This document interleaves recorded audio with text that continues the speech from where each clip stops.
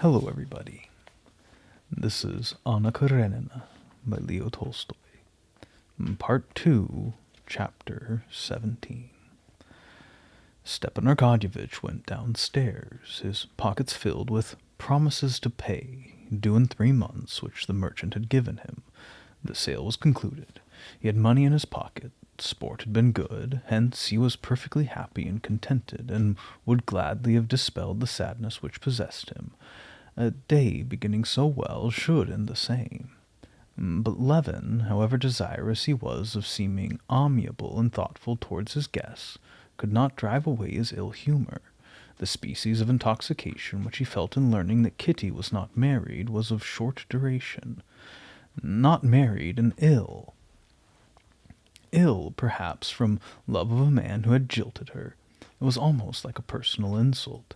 Had not Vronsky, in a certain sense, gained the right to despise him, since he had put to shame her who had rejected him? He was therefore his enemy. He could not reason away this impression, but he felt wounded, hurt, and discontented at everything, and especially at this ridiculous sale of the forest, which had taken place under his roof, without his being able to keep Oblonsky from being cheated. "No, is it finished?" he asked, as he met Stepan Arkadyevitch. "Will you have some supper?" "Yes, I won't refuse. What an appetite I feel in the country. It's wonderful. Why didn't you offer a bite to Rabinin?" "Ah, the devil take him. Do you know, your behavior to him seemed astonishing to me." "You didn't even offer him your hand. Why didn't you offer him your hand?" "Because I don't shake hands with my lackey, and my lackey is worth 100 of him." "What a retrograde you are! And how about the fusion of classes? Let those who like it enjoy it. It's disgusting. You, I see, are a retrograde." "To tell the truth, I never asked myself who I was. I'm Konstantin, nothing more." "And Konstantin Levin is in a very bad humor," said Oblonsky, smiling. "Da, I am in bad humor, and do you know why? Because of this idiotic bargain. Excuse the express." Stepan Arkadyevitch put on the air of an injured innocence and replied with an amusing grimace. "No, that'll do," he said. "After anyone has sold anything, they come saying, 'You might have sold this at a higher price,' but no one thinks of offering this fine price before the sale. No, I see you have a grudge against the unfortunate Rabinin." "Maybe I have, and shall I tell you why? You will call me a retrograde, or some worse name, but I cannot help feeling bad to see the nobility to which I am happy to say I belong, and belong in spite of your fusion of classes, always getting poorer and poorer. If this growing poverty was caused by spendthrift ways, by too high living, I wouldn't say anything. To live like lords is proper for the nobles. The nobles only can do this. Now the moujiks are buying up our lands, but I am not concerned. The proprietor does nothing. The moujik is industrious, and it is just that the working man should take the place of the lazy. So it ought to be, and I am glad for the moujik. But what vexes me and stirs my soul is to see the proprietor robbed by— I don't know how to express it— by his own innocence. Here is a Polish tenant who has bought at half price a superb estate of Baruina, who lives at Nice. Yonder is a merchant who has got a farm for 1/10 of its value, and this very day you've given this rascal a present of 30,000 roubles. But what could I do? Count my trees one by one? Certainly. If you have not counted them, be sure that the merchant has counted them for you, and his children will have the means whereby to live and get an education, whereas yours perhaps will not. No, in my opinion, it's ridiculous to go into such minute calculations. We have our ways of doing things, and they have theirs, and let them get the good of it. No, moreover, it's done, and that's the last of it, and here's my favorite omelette coming in, and then Agafya Mikhailovna will certainly give us a glass of her delicious travnichok." Stepan Arkadyevitch sat down at the table in excellent spirits, and rallied Agafya Mikhailovna, and assured her that he had not eaten such a dinner and such a supper for an age. You can give fine speeches at least, but Konstantin Dmitrich, if he found only a crust of bread, would eat it and go away. Levin, in spite of his efforts to rule his melancholy and gloomy mood, still felt out of sorts.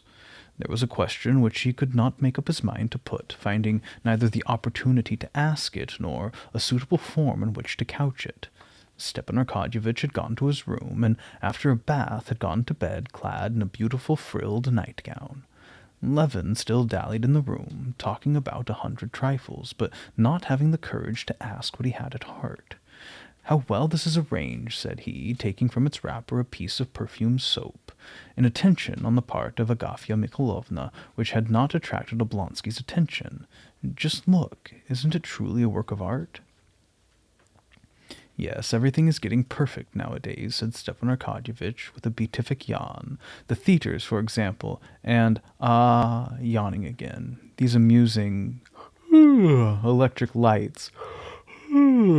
"Yes, the electric lights," repeated Levin. "And that Vronsky, where is he now?" he suddenly asked, putting down the soap. "Vronsky?" said Stepan Arkadyevitch, ceasing to yawn. "He's at Petersburg. He went away shortly after you did, and did not return to Moscow. Do you know, Kostya," he continued, leaning his elbow on a table placed near the head of the bed, and leaning his head on his head, while two good-natured and rather sleepy eyes looked out like twin stars, "I will tell you the truth. You are in part to blame for all this story. You were afraid of a rival. And I will remind you of what I said. I don't know which of you had the best chances. Why didn't you go ahead? I told you then that—" And he yawned again, trying not to open his mouth. "Does he or doesn't he know of the step I took?" thought Levin, looking at him. There's something subtle, something diplomatic in his face. And feeling that he was blushing, he said nothing, but looked at Oblonsky. If on her part there was any feeling for him, it was merely a slight drawing, a fascination such as a lofty aristocracy and a high position is likely to have on a young girl, and particularly on her mother. Levin frowned. The pain of his rejection came back to him like a recent wound in his heart. Fortunately he was at home, and at home the shadows sustain one. "Wait, he interrupted. "Your aristocracy, but I want to tell you what this aristocracy of Vronsky's means, or any other kind that could look down upon me. You consider him an aristocrat. I don't. A man whose father sprang from the dust by means of intrigue, whose mother has— Oh no! Aristocrats, in my eyes, are men who can show in the past 3 or 4 generations of excellent families, belonging to the most cultivated classes. Talents and intellect are another matter, who never abased themselves before anybody and were self-reliant, like my father and mother, and I know many families of the same kind. It seems incredible to you that I can count my trees, but you give 30,000 rubles to Rabinin, and you receive a salary and other things, and that I never expect to receive, and therefore I appreciate what my father left me, and what my labor gives me, and therefore I say it is we who are aristocrats, and not those who live at the expense of the powers of the world, and who can be bought for 20 kopecks." "Whom are you so angry with? I agree with you," replied Oblonsky gaily, and amused at his friend's tirade, even though he knew that it was directed against himself. "You're not fair to Vronsky, but this has nothing to do with him. I will tell you frankly, if I were in your place I would start for Moscow, and— No! I don't know if you are aware of what passed, but it's over for me. I will tell you. I proposed to Katerina Alexandrovna, and was rejected, so that now the memory of it is painful and humiliating." "Why so? What nonsense! But let us not speak of it. Forgive me if I have been rude to you," said Levin. "Now all is explained. You will not be angry with me, Stiva," said he, resuming his usual manner. "I beg of you, don't lay up anything against me." And he took his hand. "I will not think anything more about it. I am very glad, though, that we have spoken frankly to one another. And do you know, sport will be capital tomorrow? Suppose we try it again. I would not even sleep, but go straight to the station." "Excellent."